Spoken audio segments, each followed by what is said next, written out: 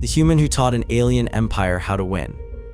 What if one ordinary human, a mechanic, not a soldier, became the reason an ancient alien empire turned the tide of a galactic war? Would you believe that humanity's greatest weapon isn't strength, but the way we think?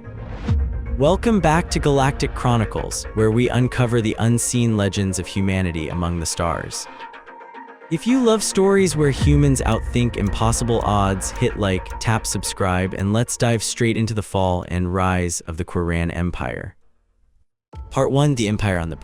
For 30 years, the Quran Empire fought the Dreven Collective, a hive-minded species with no morals, no fear, and no individual thought.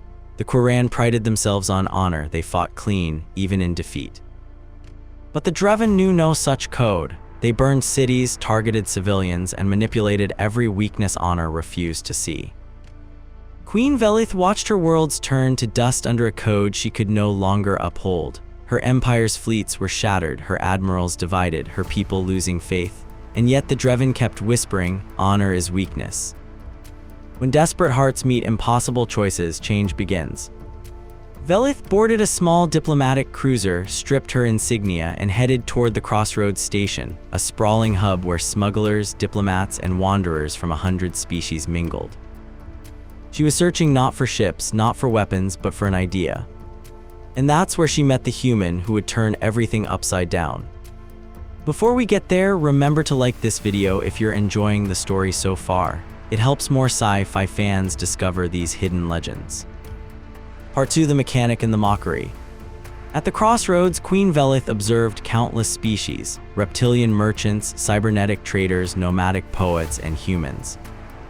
To her, humans looked frail. No exoskeletons, no telepathy, no enhanced reflexes, soft skin, fragile bones, hardly worth a second thought. That changed when chaos erupted in the main concourse.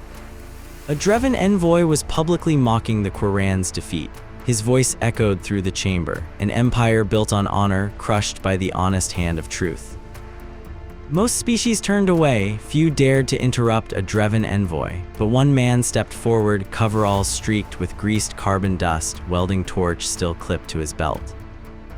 Park Tjo, maintenance worker human, looked the Dreven square in its mirrored eyes and said, "You don't fight for truth, you fight because you're scared of anyone who still respects the rules."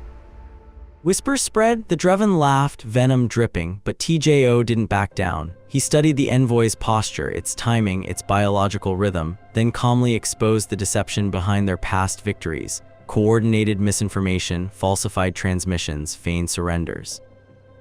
Upset and humiliated, the Dreven left the hall. Velith watched in stunned silence. For the first time in decades, someone outside her empire had understood the enemy better than she did. And that someone was not an admiral, not a general, but a human mechanic. She approached him and revealed her identity: Queen Velith of the Quran. Tjo didn't kneel, he just wiped his hands and said, "So, your majesty, shall we fix your empire?" Part 3: A New Kind of Honor. Velith brought Tjo to her war council on Velith Prime, to a chamber echoing with polished arrogance. Generals eyed him with disdain. To them, this Terran was a novelty, not a savior. When asked for his strategy, Tjo simply smiled. "You've made yourselves predictable. You're fighting with a code so rigid your enemy can script your moves. Keep your honor, but learn how to mislead with purpose." The room erupted in protest. Deception to the Quran, deceit was disgrace. But Velith remembered the envoy's humiliation. The quiet power of truth turned tactical. And so she commanded, "Let him speak." Tjo laid out a plan to retake Velith 7, a planet seized 3 years ago. His strategy hinged on staged transmissions, fabricated distress calls to lure the Dreven fleet away, while an infiltration team disabled ground defenses from within. A mix of Quran commandos, local resistance, and Tjo himself. The mission began as Dreven ships diverged toward ghost signals. Velith whispered a prayer, not for victory, but for vindication. Hours later, Quran banners rose over Velith 7 once more. The impossible had happened. Velith's words echoed through the fleet. Honor is not only in how we fight, but in what we fight for. And if that line resonates with you, drop a like right now. It tells the algorithm you stand for honor, courage, and stories that matter. Part 4. The Adaptation Legacy. Velith 7 became more than a battlefield, it was a rebirth. Queen Velith promoted Park Tjo to strategic advisor. Captain Nari, once shamed for unconventional tactics, was reinstated as admiral of the adaptive fleet. Humans began arriving: a war correspondent, a demolitions expert, an intelligence analyst, each bringing something utterly alien to the Quran: creativity under pressure. Psychological operations replaced brute force. Decoy fleets, misinformation webs, morale tactics, strategies the Dreven hive mind could not compute. Soon, the Dreven Collective faced something terrifying: unpredictability. For the first time in history, they hesitated, and hesitation in war is death. Months later, the Dreven sued for peace. Their fleets fell silent. The Alliance signed the Treaty of Crossroads, humans, Quran, and others forging an era of cooperation born from one defiant moment on a dusty station walkway. Velith's closing message to humanity was simple: "You reminded us that honor is not chains, it's a compass. Thank you for showing us the way."